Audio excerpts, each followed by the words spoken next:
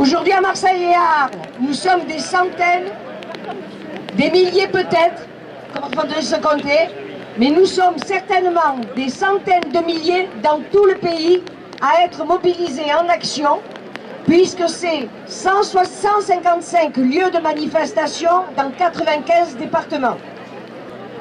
Les retraités des Bouches-du-Rhône ont fait le choix d'occuper la chaussée, de s'y installer et de ne pas bouger. Comme nous ne sommes pas tout à fait séniles, on s'est porté des fauteuils et un casse-croûte.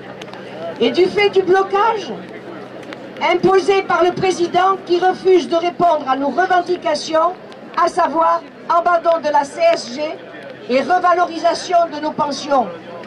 Expliquer au pays, par voie de presse, que les retraités sont des privilégiés, mais cacher que la hausse de la CSG s'appliquerait non pas sur la pension, mais à partir du revenu fiscal de référence, qu'elle serait calculée non sur le net, mais sur le brut, cela s'appelle, Monsieur le Président, un mensonge. Qualifier les retraités qui constatent une baisse de leur pension depuis le mois de janvier de râleurs, alors qu'il s'agit d'une profonde colère, ce n'est pas très respectueux de ces aînés qui ont construit la France. Alors, on ne vous demande pas, Monsieur Macron, de nous aimer. D'ailleurs, on ne vous aime pas.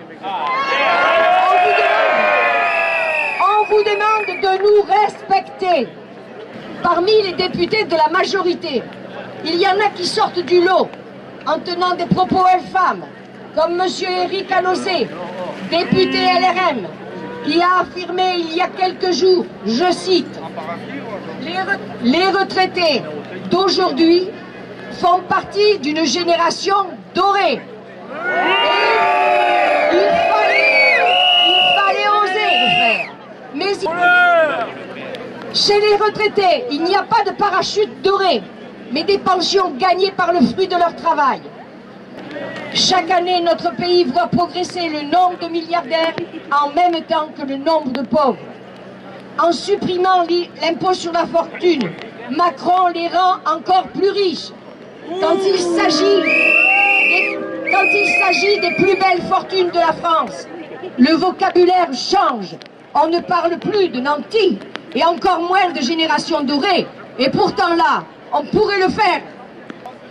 Ce que réclament les retraités, ce n'est pas une compensation, mais l'annulation de l'augmentation de la CSG. D'autant plus que certains